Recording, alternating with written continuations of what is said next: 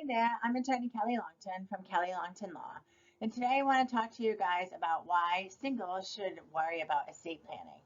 Now, as a single individual, you might feel overwhelmed when you think about who's going to step in and make decisions for you if you are unable to make those decisions for yourself, and also about who will receive your money and your property when you die. You may consider your parents or siblings, but depending on whether they are living and the nature of your relationship, they may not be an option for you. Having an estate plan is important to ensure that your wishes are carried out during your life and after your death. If such worries are preventing you from completing your estate plan, then you just need to reach out to us so we can help you with that. Now, I want to talk to you about choosing the right decision makers. Now, a time may come when you'll need someone to handle your financial transactions or make or communicate medical decisions on your behalf. And if you've not already chosen someone in a properly executed document, the court will step in using state law and choose the person who will make those important decisions for you. So there's a couple of important roles that I want to talk to you about that you need to fill in order to properly protect yourself. First important role I want to talk to you guys about is your agent under a financial power of attorney. Now, the agent in a financial power of attorney is the person who carries out financial transactions such as signing checks or opening a bank account on your behalf.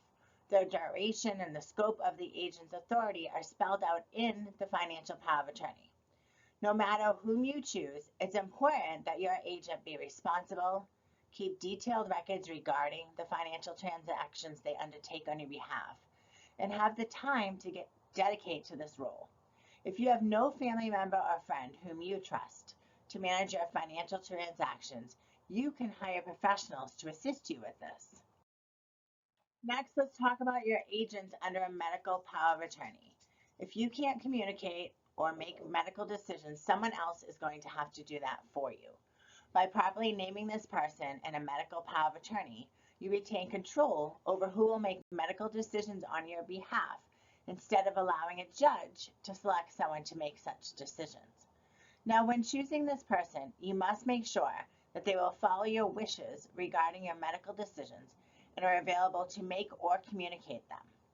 If you have no trusted family member to be your medical agent, consider a close friend or a trusted professional. However, state law may prevent certain professionals, such as doctors, from acting as an agent unless an exception exists. It's also important to choose the right recipients or beneficiaries. If you don't have an estate plan prepared, your state's intestacy statute will determine who receives your money and your property that's owned solely by you and not controlled by a beneficiary designation, and the amount that each legal heir will receive. Intestacy laws vary by each state, but generally speaking, money and property goes first to the surviving spouse, then to the descendants, the children or grandchildren, and parents and siblings' children, and typically in that order, but not always, depending on who survives you. Now, that's just a general succession if it's a traditional family. Now, if you have life insurance policies and you fail to designate a beneficiary, then the proceeds from the policy may be paid out to your estate, making it necessary for your family to go through a costly and time-consuming probate process, or it may go to the individuals according to the order outlined in the policy agreement. Similarly, if your retirement account does not have a named beneficiary, that account may also end up going through probate, which may cause unintended income tax consequences or that it will be distributed according to the default rules of the account agreement. Now, I want to take a moment to talk about proper tax planning. The federal tax system gives preferential treatment to married people. Now, married couples can take advantage of the estate tax, marital deduction, and transfer an unlimited amount of money and property, tax-free, to the surviving spouse when one spouse dies.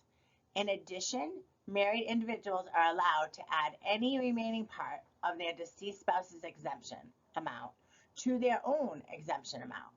As a single person, you have only in your lifetime exemption of 11,700,000, at least that's the exemption amount in 2021. Similar to a married individual, you can give away up to the annual exclusion amount, the gifting amount, which is $15,000 in 2021, without having to file a gift tax return and to pay gift tax. However, married individuals can make larger gifts and split the amount between them. So, for example, spouse one and spouse two can give $30,000 to their child without having to pay gift tax. In this case, a return still may be necessary, but if spouse one and spouse two agree to split the gift, each is technically only giving $15,000 to their child. Because you can only use your lifetime exclusion amount and the annual exclusion amount, even if you are wealthy, you may need to engage in tax planning earlier, and it may be a little bit more complex. Completing your estate plan allows you to take control of providing instructions about what is to happen during your life and at your death. Estate plans can be drafted in a number of different ways to ensure that your unique wishes are carried out. So if you need help with your estate planning, please give us a call. We want to make sure that your legacy is protected and that the people and the causes that you care about are provided for. So I hope you found this video helpful. I'm attorney Kelly Longtin from Kelly Longtin Law.